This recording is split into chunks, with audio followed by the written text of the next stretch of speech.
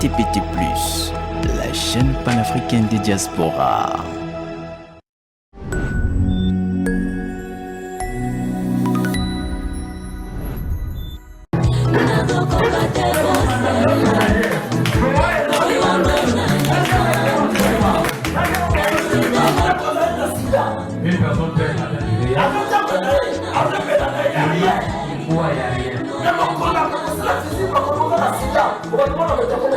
Le jour où seulement on va l'annoncer que tu avais le VIH sur toi et que tu ne savais pas, c'est fini.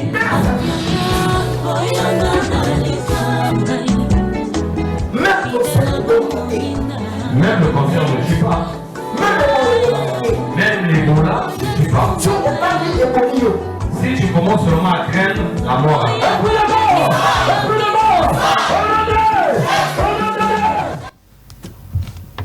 Shalom, shalom, peuple de Dieu, Nzambe, Nalola, Apambola yo, yo motozola ndanga, tika nkolo, Yesu, azungso, ya mingi, yo moto na problème.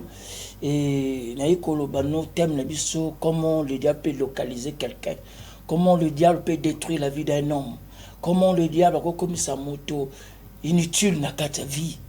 Yana batebele le baza inutile na vie à cause de leur étoile. Et on va parler, il y a plusieurs étoiles, mais je vais parler de 7 étoiles, la puissance de 7 étoiles.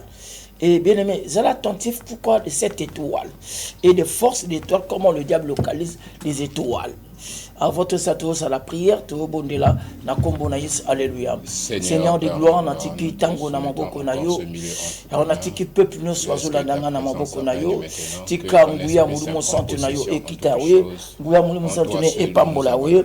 Na pamboli tango papa po nous ensemble na bikamo.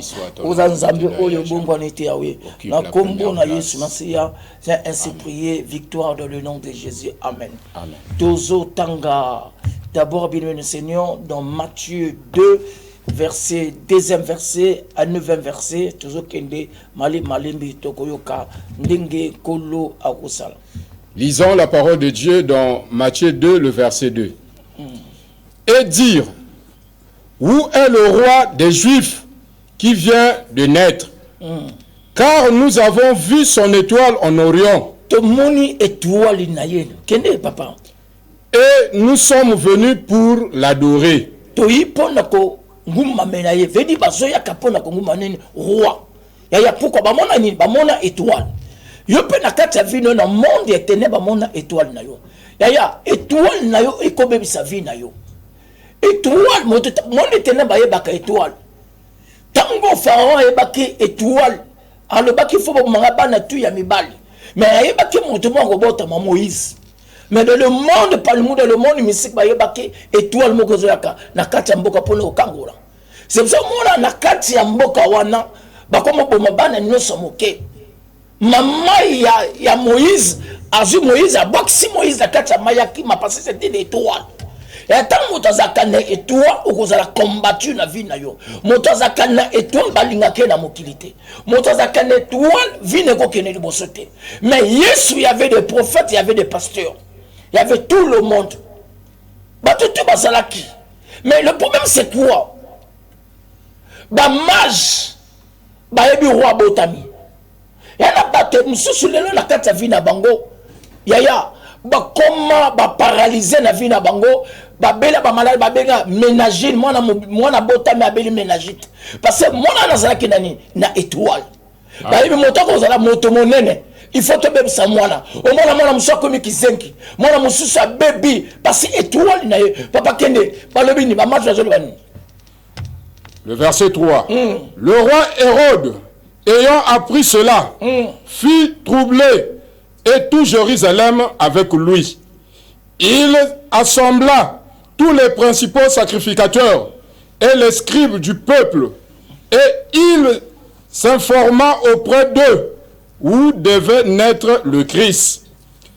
Ils lui dirent à Bethléem en Judée, car voici ce qui a été écrit par le prophète. Et toi, Bethléem, terre de Juda, tu n'es certes pas le moindre entre les principales villes de Juda, car de toi sortira un chef qui paîtra Israël, mon peuple. Alors Hérode fit appeler en secret les mages et s'enquit soigneusement auprès d'eux. Depuis combien de temps l'étoile brillait? Yoka ndenge azotuna bango, azopose ma question. Étoile ndengi combien de fois? Et bien na bato mosusu bazobima na bana moke moto ya za na kati ba pratique na kati ba loge na kati misala mabe ya alingaka moto azaka na étoile. Amen. Mama soza na étoile bato mosusu ba ko utiliser étoile na yo. Bazo utiliser étoile mwana moto mosusu aza na mbongo ebele. Mais dans le monde mystique, dans le monde pandémique, par le bonheur faut moto aza na étoile. Et babimaka moto kilité. Il faut dans le monde spirituel, première étoile, c'est d'abord une femme. Moi, soyo, tant étoile, les alakanaye à cause de l'ibala. C'est-à-dire que quand tu trouves une femme, tu trouves le bonheur. Le premier étoile, c'est d'abord une femme. Amen. C'est pour ça, Jésus, l'église, c'est la femme de Jésus. C'est une étoile, Amen. C'est-à-dire que l'église, c'est le pot de Jésus. Jésus, c'est une étoile. Tant que botami ba marche ba bonne étoile. Yaya mona moi si tout yaya waza kan étoile o kutana bataminen. Batakilke ba koligalite. Amen. Yaya o mona libala moto za kan étoile ba tufo ba bangango. Ba lobi azaki mo balana. Bazo linga pona étoile. Yaya même chose à pauvre o kutana moto étoile vie ne faut changer. Amen. Et moto za kan étoile azaka combattu. C'est la vérité. C'est pas de n'importe qui. Étoile. Et le coup là, papa zate, maman zate, bande kutu bakufwa, mais azaki une étoile. Bana basebele bayi, mais yé moto étoile, tanga yi ba localisé, c'était qui? C'était Esther. Amen. Il y avait combien de femmes, de belles, de beauté, de figure. Mais bazaki na étoile te. Mais Esther azaki na étoile moko na kati vi na ye. Ya ya likamba étoile. Tango za na étoile. Même so tanga te okozaka moto monene. Moto no sazaka na étoile. Même so ça la politique te okoma politicien. Amen. Bimolobi Joseph azaki na étoile. Ba étoile no songuma mi étoile na ye. Ndoto ne pesi panique na bato. Ba tekiye. Babundisi ye comme si azaki asa étoile ya étoile babundisaka. Amen. Babundisi ye batie na kati ya prison.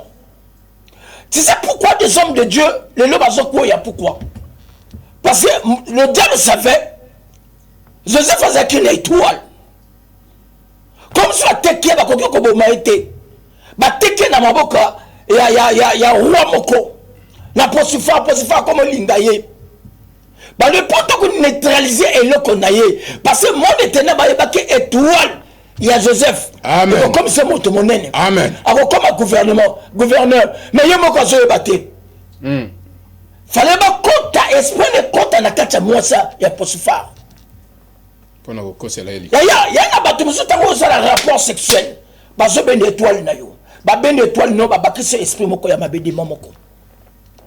C'est dans le monde par nous dans le monde astral bah utiliser étoile là-bas na basebele.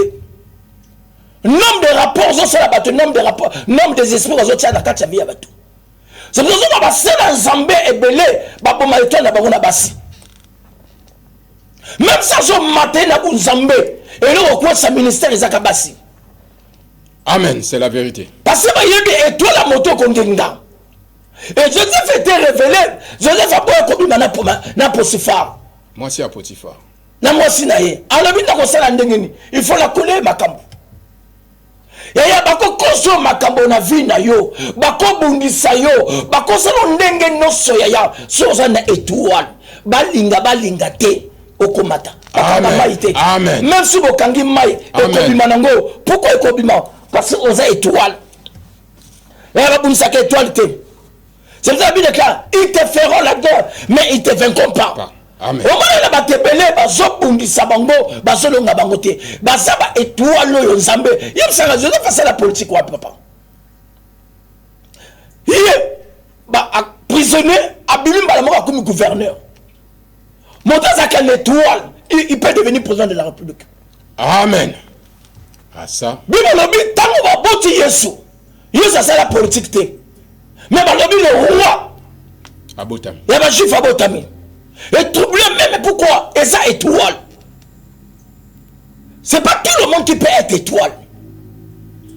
Montazaka une étoile, azaka na ba cadeau. Il faut tango ba boti Yesu, ba mimi ba cadeau na ba marche. Ba mimi ba mur, ba mimi ba parfum na ba onson. Amen. C'est ça que moi je suis à une étoile. Mais bala bakabola kaye, mon bala ko sombe voiture, mon bala ko tamuse partout. Bon le bazar la kisi, ezali kamba kisité. Amen. Baba no chola ye baba no finga ye, azana étoile. Tika yo moto étoile ne ba yibalele étoile no ezunga. Amen. Ya étoile na yo il faut songa. Tala ndengo ozo papa na zoko kate. Ya il faut koka. Pourquoi? Parce que la carte sa vie na yo, bato noso bazo combattre yo, parce que bazo combattre pour na mbongo te. Oteka kwanga, mais balinga côté point. Oza na le côté. Mais dans le monde musique, ba yebo oza na étoile. Bazo combattre pour na étoile na yo. Amen. Bazo combattre pour na kene libo. Mata o kabola bato za senti na mosala. Mais la carte sa mosala c'est pesi mu Congo. Faut le bamabe na yo. Pourquoi? Parce que oza na étoile.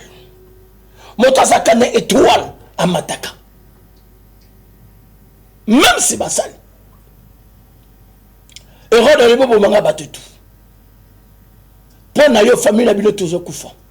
Pour na yo pour na étoile no makamozo simbate. Et ya si mon éternel bakandeli yo pour na étoile. Et là ko bako posa yo basi ou bien mobali. C'est les hommes la moto mususu. A quoi utiliser étoile na yo azo futo ndako azo lesa yo mais azo botate bobi makanaye. Amen. Mais le problème là c'est utiliser étoile na yo ba poste les hommes matin au moins la moto ça 20 ans 15 ans na même poste azo le on l'a été parce que azo ma petite moko futa kandako azo marquer le panko mais azo utiliser étoile na yo. Quand tu trouves une femme tu trouves le bonheur. Et dans le monde mystique, dans le monde spirituel, étoile a deux qualités, négatif et positif. Et quand tu as l'étoile positif, le diable va combattre pour le récupérer en gros. Pour ne neutraliser l'étoile dans le monde des ténèbres. C'est pour ça que le bataille bibal entre bibal. Comme si tu es ignorant, tu peux ce poste. Pour récupérer seulement ton étoile, pour te neutraliser. Où c'est les gens qui ont bien blasphème. Si Joseph Abimakina na moi aussi il y a Potiphar ali comme gouverneur. Amen. Et quand nous sommes bimana moninga mobali et tout nous sommes qui na prospérité no te koi. Et dans le monde mystique on récupère ça et au comme faible. Joseph Abi déclare fuir l'impudicité. Il faut la carte impudicité ba bomaka bata étoile. Ya yo zana étoile malamu na vie na yo. Nzamba lingi yo, on a makambo malamu. Mais yeba kokima bateno sa mabe. Avant l'esprit de Joseph, quand on a esprit mo konde konanga tango zo mata, oyeba na kota manena ko fona nanen.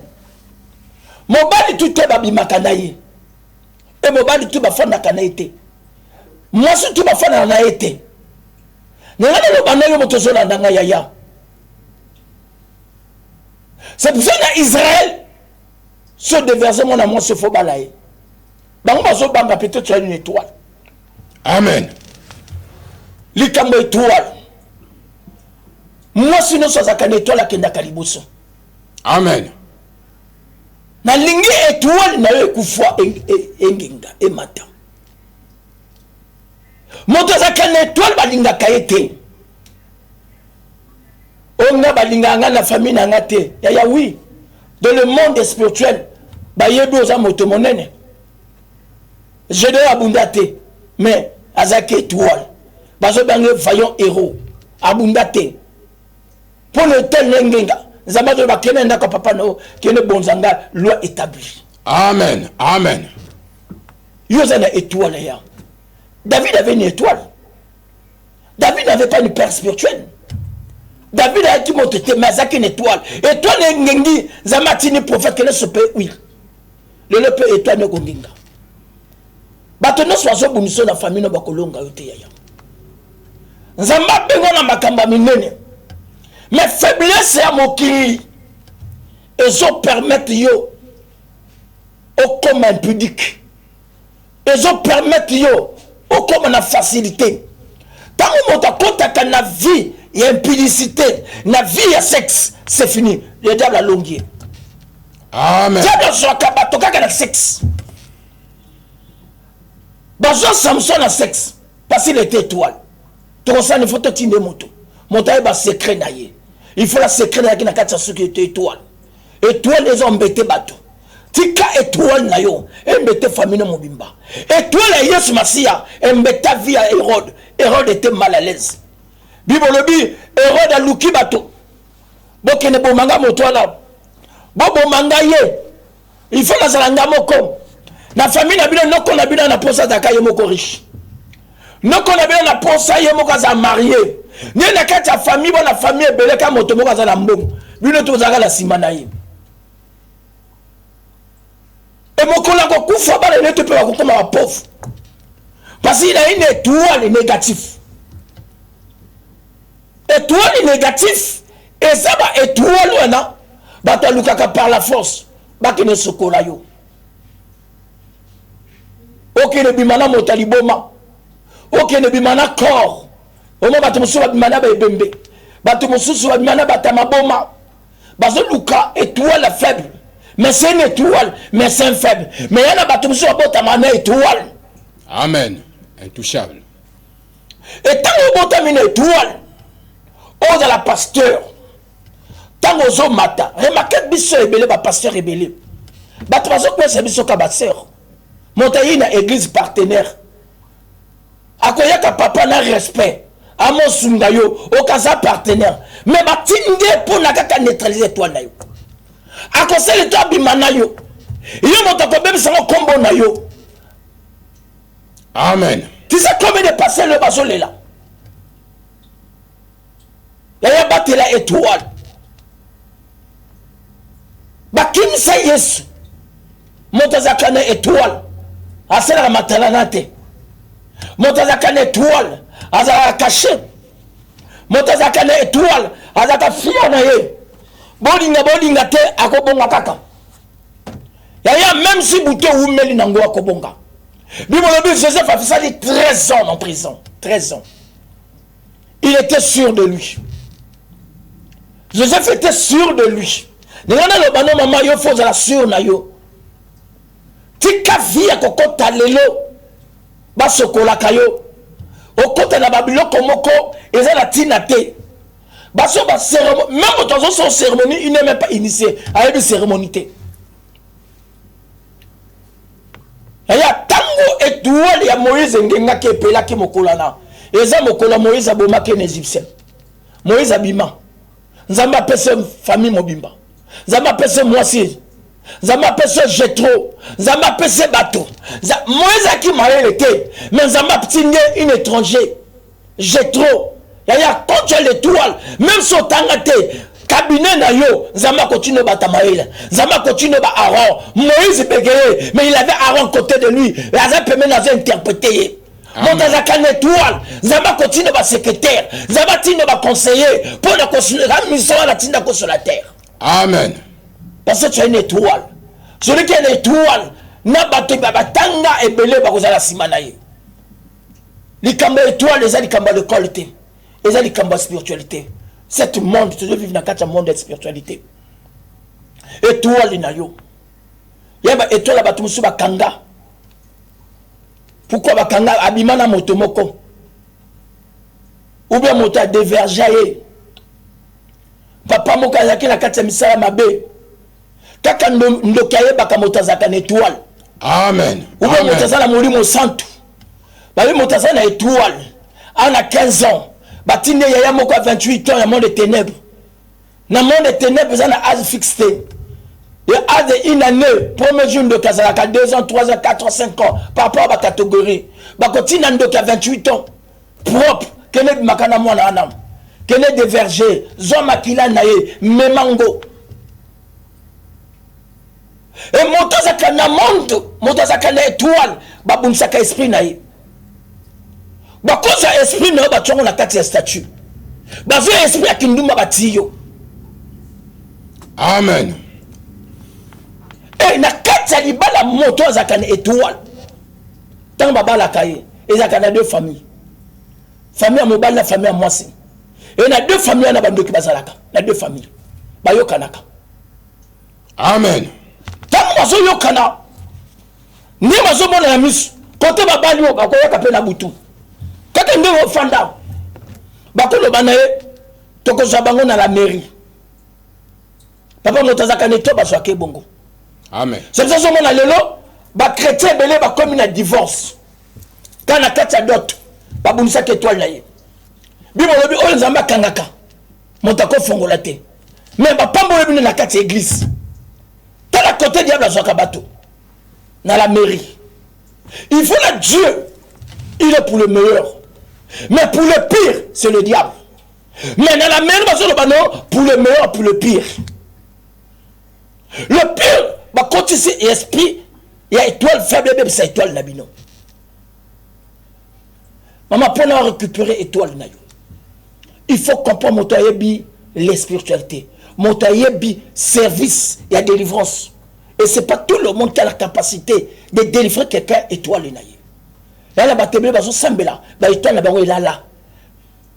Au moins moi aussi na anemoko akokuta na même 10 mibali ou bien 20 mibali na anemoko 20 mibali to akuta na ba déception parce que étoile n'est pas faible ba neutraliser étoile na yo bazo étoile no batango na cimetière bazo étoile no ba bomba quelque part bazo étoile no ba kunda quelque part pour nous souffrir.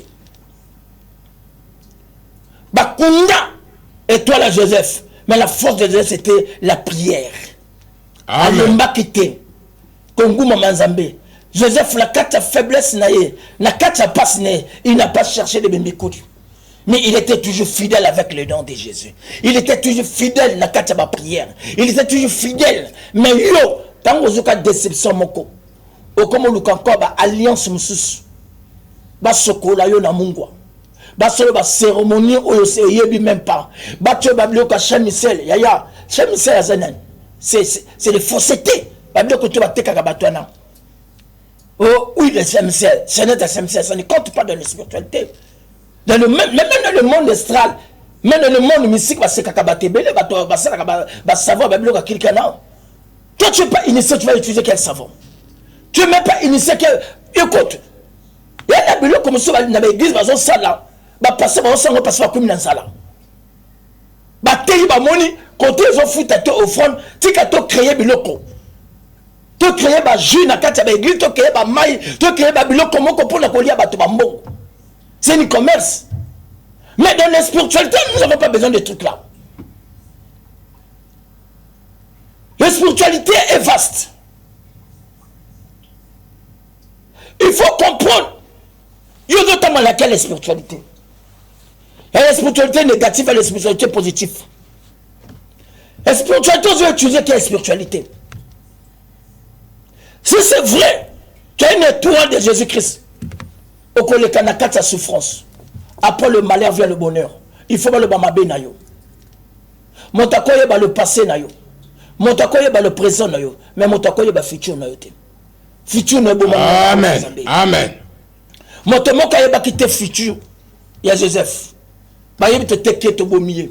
Mais Zamba zo bomiye gouverneur. Jephthé, il avait une étoile. Ba rejeté Jephthé. Mona makango. Mais étoile ingenga. C'est pour ça que la Bible déclare la seconde gloire dépassera la première gloire. La moto ça une étoile. Beaucoup de kabo bomaye, bon ça le tout, beaucoup kokaité. Même la dernière minute, étoile.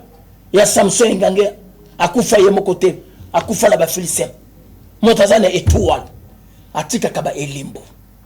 Il faut comme référence. Mais tant que mona oza mwasi ya kitoko ozo bota mwana papa ou bien oza na étoilité ou bien tant babotakio basako batikumbi ou bien cérémonie ya famille et réclamation ya famille basalako cérémonie na ezolanda yo ou bien na vie na yo okutana mari de nuit ou bien na femme de nuit maintenant ça kutana mari de nuit étoile n'est comme faible même si il faut kutana mari de nuit il faut ne basaka délivrance à mari de nuit et plusieurs personnes à peau noire ou bien à Brazzaville il faut la délivrance à mari de nuit ou à femme de nuit et des gens pensent à la délivrance de mari de nuit de crier fire fire fire fire non c'est pas ça une délivrance de mari de nuit si c'était des fire batebele lelo yaya babala et tout ça dans l'église na ba combat spirituel c'est pas ça la délivrance. Comment bloquer un esprit? Nini Jésus a dit bah esprit ati bango la kati bango. Depuis maintenant qu'on prier. Le lieu n'a évité comme de mibali. Au principe monter manayo, on lingiye, on lambakaye, on sokolate bilamba, on salake tout. Et ça faut ta mobile anate. Et ça esprit il y a mari de nuit au sala rapport na kati butu. Au batina kana monde des ténèbres pour le combattre étoile na yo. Bible dans balanga 1 Corinthiens 6 verset 16 à 17. Celui qui attache avec un dévergondé na moi ça nous ba comme motomoko. Sur le mariage, mais yo kangamaki na mari de nuit. O kangamaki na femme de nuit. Et cet esprit de mari de nuit femme de nuit. Et comme qu'on domine bon Zambé le colon na yo. Oh papa mutalaka une fois, mais c'était pas comme ça. Ballon on une fois. C'est ma motoko taka une fois. Et quand tu as une étoile, bah comme bloquer ma botte na yo. Pourquoi? Motozaka une étoile va bloquer ma botte na yo. Ba bloquer kalibala na yo. Ba bloquer ka bénédiction na yo. Pourquoi? Oluka banzela. Pour ma marque de 666 n'a pas rejeté yo. Pour une étoile comme faible. C'est ça que le bien à soit fixe poste. Le diable a kobundisa yo au kosambela. C'est pour ça la Bible a résisté au diable. Et bah chrétien basé la force et la résistance. Il faut que le monde de ténèbres basé na comme une détermination. Si sorcier le bien kobomayo o linga ta kobomayo parce que ça na comme une détermination. Un chrétien a la détermination té. Ni la zo mona ngaboy a comme mal à l'aise. Il faut que le monde a prophète na. À mon gars moto na télé, là que le monde a pasteur na. Même si les autres sont côté na, il n'a pas la persévérance. Il ne comprend pas les Écritures. Amen. Et bien je ne comprends pas les spiritualités de Konangay. Lucas et toi l'inayo. Yo moi c'est qui toko. Ça que ça me dit bah toi zo bala. Il y a là monsieur babala lelo depuis le col. Université na bangoti lelo baza na mariage 45 ans mais ya yo kaka une année sili mais okuta na kala batabia bafuta ko bandako et ya soza na sine faut kuta na ngai wana mibale bafuta ko ndako et di wona étoile moko yo zo utiliser ngote batumisi zo utiliser ngo et comme si tu es aveugle au yebi monde de spiritualité bazo se kayo mais ozo luka spiritualité ya mbangu mbangu. On a zomon allé la carte de l'église. Passer moi avec un ngolo, passer moi zakuna non, c'est pas ça la spiritualité. Tu vas perdre ton temps. Amen. Au copain de ton dans les églises. Le cas motoyo dans le monde spirituel, chaque homme de Dieu a un domaine. C'est comme dans l'hôpital. Il y a un docteur qui va traiter à Camino. Vine mobimba kamino. Vine mobimba asala kaka opération. Vine mobimba abot sakabato. Mais c'est un docteur. C'est un docteur. Mais la vie na yo de konangay.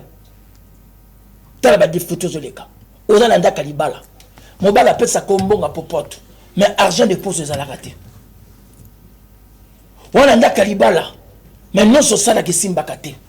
Il faut la bomba libala na. Na botte ba na elokate. Et ça faut ta mobalante. Ton étoile est bloquée quelque part.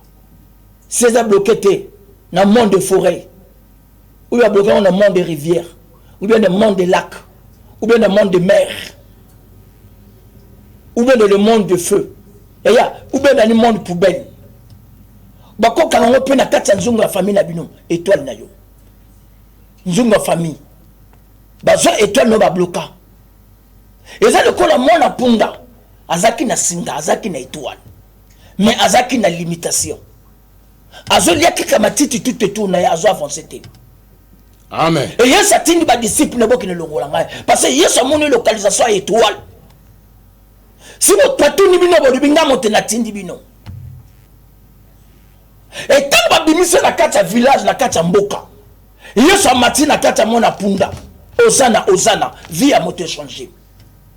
Toute personne qui rencontre Jésus et le caliboso, c'est la gloire. Il y a un changement. Mon serviteur montera. Pouvo montera. Toi tu serves Dieu. La Bible déclare, vous me servirez. Je donnerai la maladie. Je bénirai vos pains et je bénirai vos os. Toi tu serves l'Éternel, tu as des problèmes. Il faut y avoir la carte à vie nayo. Étoile nayo, et ça quelque part. Étoile nayo bakangango. Comment il y a de pauvres dans la mer, Moussa mer, au Kenatali Bosoté. Tu as toujours le contrat de 6 mois. Une année renouvelable. Une année, ma fin de son mandat pour renouvelable. Veut dire, tu as une étoile. Basé, tu as un abattement sous. Tango, bah, énergie, wana. Et toi, n'es bah, comme il a posé ça, au moins, on va bien kayo. Oh, monsieur Intel, zonga boulot. Bah, bengo. Parce qu'on tue, bah, basé, utiliser bah, énergie, nayo. Prenez matin. Amen. Donc que Dieu te bénisse encore. Téléphone en Gaza pour le 06 654 29 90 597 90 75. Tozo bon de la moto sur étoile de Kanda. Nazo bon na bateau ba étoile de Simbaté. On sali 32 ans na taxi. On n'a jamais taxé un moka contrat. Bangacha bateau, on est infirmière. Aujourd'hui, 6 ans, 7 ans. Bangala Kayoté. Mais c'est toi qui fais tout à l'école. Yo moto sala tout à l'hôpital. Moto moko zo l'accès mo sala engagement bimi mais yo te yeba étoile mais quelque part. Et il faut te yeba côté étoile mes ali. Pour te bimi sango. On fait côté mon grandeur en Zambé na kata vie na yo. Tu peux pas servir Dieu na kata souffrance. Tu peux pas parler le nom de Jésus. La Bible déclare, le nom de Jésus, c'est une absence totale du diable. Amen. Mais non, on parle de Jésus. Pour l'exemple, aux gens de la maison, puis à Kingo. Tant qu'on parle à Jésus, Batika Kayo. Mais comment tu pries tous les jours? Mais rien ne marche. Parce que c'est une étoile. Bakangan quelque part. Mais les lots, tu as prié pour Nayo. Tu as bimisé étoile.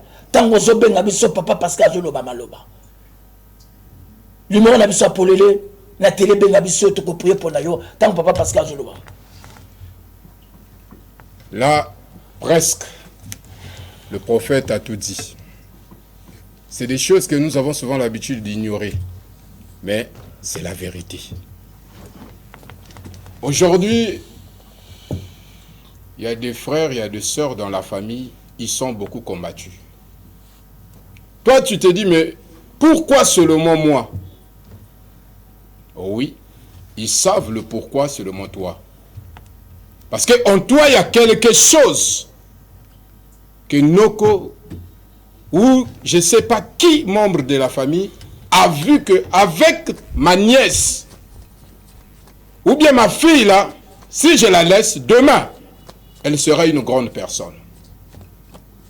Qu'est-ce qu'il faut faire? Il faut étouffer cela. Mais, par manque de connaissances, par l'ignorance, ça te pousse même à aller toucher l'interdit, comme a dit l'homme de Dieu. Nous ne sommes pas stables, nous ne sommes pas fixes avec le Dieu que nous implorons de jour comme de nuit. Pourquoi je dis ça? Regardez comment a été la vie de Joseph. Même ses propres frères ont combattu leurs frères. Pourquoi? Parce que ce que faisait Joseph, ce que disait Joseph, leur père était convaincu de ça. Et leur père savait qu'en Joseph, il y a quelque chose de grand. Voilà pourquoi À chaque instant, il prêtait attention aux paroles de Joseph. Joseph a été vendu. Joseph a été maltraité. Mais une chose que moi, je reconnais. Joseph n'a pas cédé. Joseph a cru à l'onction qui était en lui depuis l'enfance par rapport aux paroles que son père prononçait en lui. Et Joseph savait qu'un jour, je serai grand. Et ça se manifestait. Comme a dit le prophète, le destin de Dieu, l'homme ne peut pas interpréter ça. Qu'on le veuille ou pas. Joseph n'a jamais fait la politique. Joseph, physiquement, ne s'attendait pas à être ce qu'il était devenu. L'Égypte, ce n'était pas le pays de Joseph. Il était parti là-bas comme esclave. Son étoile brillait. Et la femme de Potiphar, regardons comment est-ce que Potiphar traitait le jeune Joseph. Il s'est dit, dans ce monsieur, il y a quelque chose de grandeur. Et si je peux sortir avec cet homme, je crois que je serai ce qu'il devait être. Mais or que Joseph n'était pas une personne qu'on pouvait blaguer avec lui n'importe comment. En réalité, c'est comme ça que nous, les chrétiens, on devait vivre. Au finish, en Égypte, Joseph est devenu gouverneur. Qui pouvait croire à cela? Mon frère, ma soeur, si aujourd'hui ta vie est attaquée, si aujourd'hui tu constates que vraiment les choses ne marchent pas avec tes frères, avec tes soeurs, avec la famille en particulier, pose-toi des questions, le pourquoi. Il y a des gens parmi nous qui ont des étoiles. Il y a des gens parmi nous qui ont une puissance que l'homme ne peut pas expliquer. Mais ce n'est pas facile à déterminer. Mais les gens qui gèrent le mal ont la capacité de déterminer que ce monsieur a un truc qui peut apporter le bonheur chez moi. Voilà pourquoi l'homme de Dieu a soutenu en disant que homme est homme. Mais c'est des puissances qu'on retire sans le savoir. Moi-ci. Moi-ci. Ma femme. Oh, entre nous soit dit. Tu es un homme. Un confrère homme vient pointer devant toi pour vouloir je ne sais pas quoi. Non, pose-toi la question. Pourquoi il veut que je sois sa femme? Mon frère, parfois nos étoiles, c'est nous-mêmes qui livrons ça entre la main des méchants. Non, c'est des réclamations. C'est des réclamations. Mais le monde est un faut te babi manaye pour m'a récupérer Azara pauvre à avancer. C'est ça dans le monde mystique. Parce que dans le monde mystique, dans le monde des ténèbres, il y a une localisation. C'est pour ça que les mages ils ont localisé l'étoile de Jésus. Mais il y avait des hommes de Dieu. Mais les mages va localiser. Les hommes de Dieu ne voyaient pas ça. Non. Malgré qu'il y avait la promesse. Non. Oh là là. Il y a un billet comme ça, même dans l'hôpital. Il y a des esprits qui sont là, c'est moi qui localise. Motaza na étoile. Il y a ma casse. Toko simba yete. Ouaza na étoile toko simba ye. Au moins, motazo kota mbalamon dans l'hôpital. Infirmier simta koufi. Parce que étoile na ye motebate la rabatou. Et la chose na étoile te na vie. Au quoi avancer te. Même sans bon de l'endenge tout. Au moins, moto mususu. Ana mwasi. Ana biloko tout. A monga petite moko. Aki na mission. Na Paris, à Zeni Congo. A kofuta bien fait na kamona mwasi wana. A comme traumatisé. Traumatisé na mwana mwasi na. A zo pese ba billet. A sombe mapango. A convaincre famille na bango fona zaka mwana na. A commencé ma papa na mapango. Mais on mona na basi kitoko. Mais deli kama basi te mais deli kama étoile. Parce que dans le monde spirituel, la localisation na pouvoir na yo, et stabilité mon sala na yo, il faut que makana mwana mwasana. Ou bien mana mwana mobali wana. Bon yo, aux ala étoile. Aux ala ba étude du passé. Moto moko tonton moko zo sunga yo. Le ba ku mobali na yo. Joseph avait un esprit fort. devant la femme de Potiphar. Amen. C'est ça qui manque des chrétiens. Les lots. Chrétiens ont la faiblesse. La Bible déclare Esther Azakina étoile. Mais Esther était vierge. Belle de taille, belle de figure. Amen. Mais Azakina papa, Azakina mamate. Mais Azakina va difficulté. Mais Mardo Sazo Sungaye. Tu sais, comme les personnes matrada, Esther Aboya, parce qu'il y a pas que la katinaye. Il y a plus la katinaye, on est comme une affaire. Téléphone à Bisso pour le lait. Donc, comme il y a quelques minutes, 5 minutes à la fin, au Bengabisso, toujours bon de la peau nayo, toujours ma makamba étoile, se mettre au makamba étoile. Pour la vie à bateau, pour la obima côté batakio. Ba téléphone à Bisso nassé, toujours bon de la peau na localisation, il y a les cambo nayo yaya. Balimora on a Bengabisso, totika la 4 minutes, toko bon de la peau nayo yaya, pour la stabilité côté la vie nayo. Vie ne kotika la bongote. Et ça, les cambo gangate. Et ça, les cambo babababate. Et ça, les cambo intercesseur. Et ça, les cambo comme un pasteur. Tu sais comme les pasteurs qui souffrent. C'est trop même. Qui parlent de Jésus. Tu sais combien de personnes qui prient. C'est le bel bango. Parce que étoile nayo bakangango. Étoile nayo bazo combattre yo. Tant bazo combattre étoile nayo bako pousser autant pour la mabe.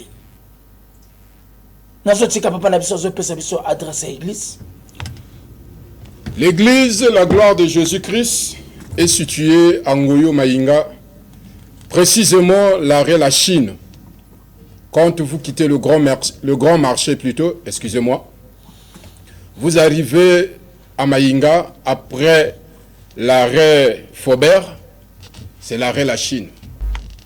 Vous descendez l'arrêt La Chine, on va vous laisser à droite, vous traversez la grande avenue de Ngoyola. En face de vous, vous allez voir la ruelle. Et à l'angle de la ruelle, il y a 2 plaques. Il y a la clinique Henri Guillaume plus l'école privée. Vous prolongez la ruelle jusqu'au petit pont. Tant que tu n'arrives pas au petit pont, ne t'arrête pas en route. Dès que tu arrives, tu traverses le petit pont, tu verras la 2e parcelle en construction en étage. L'église La Gloire de Jésus-Christ est là. De même, quand tu quittes vers la frontière, tu demandes l'arrêt La Chine, là où le bus va te déposer. C'est là où est la plaque, c'est là où est la ruelle. Même chose, tu prolonges. Tu arrives, 2e parcelle à droite, l'église La Gloire de Jésus-Christ est là. À gauche plutôt. Quand tu quittes vers le fond Tchétché, vers la station, tu prends les 100 qui amènent à Maïnga. Maïnga, Mouanasassou. Quand tu arrives, tu demandes Carrefour Mouanasassou. On va te déposer au Carrefour Mouanasassou. Tu rentres, tu comptes 7 ruelles. La 7e ruelle, tu donnes le dos vers Tumamouka, tu fais si comme tu remontes vers la grande avenue de Ngoyo. Avant d'arriver au petit pont, tu verras à gauche de toi l'église La Gloire de Jésus-Christ en construction. Nous prions chaque jour, du lundi jusqu'à dimanche. Chaque matin, nous avons le culte matinal et chaque après-midi, nous avons nos cultes ordinaires. Chaque vendredi, nous avons nuit de prière. Nous vous invitons, venez essayer et je crois que Jésus fera votre choix. Nzambe apambola Régie Mobimba apambola directeur nanga technique Papa Kevin Kolo apambola yo Kolo apambola Papa nangai Ilo Simonene apambola encore caméraman na biso apambola batono swasimiso gouvernement et natiki mboka na biso le Congo Nzamba pambolo Papa nanga Okombi Elvis Nkolo apambola Selson Tika Nzambe na lola asunga yo na mosano sala Nzambe kaniso mamarika oko Nzambe a visité bana non sur Congo na notre président Denis Sassou Nguesso na gouvernement Mobimba simba télé na zo prier Seigneur de gloire matiki peuple na maboko na yo nguya molimo santo na yo kita na zo autorité ko bebisa no samabe ya kufa ya mvutemo nguya no so tata la communauté na bala na yo e ko ya au nom de Jésus-Christ awe pambola chaîne na biso TPT et que partout pambola biloko no so zanga et kota la TPT na pambola yo Masia j'ai ainsi prié victoire dans le nom de Jésus amen amen que le ciel vous bénisse Zambé a pambola yo mardi à 22h notre télévision Tika Nzambe a pambola yo amen. Voilà, c'est que tu avais le VIH, tu ne savais pas.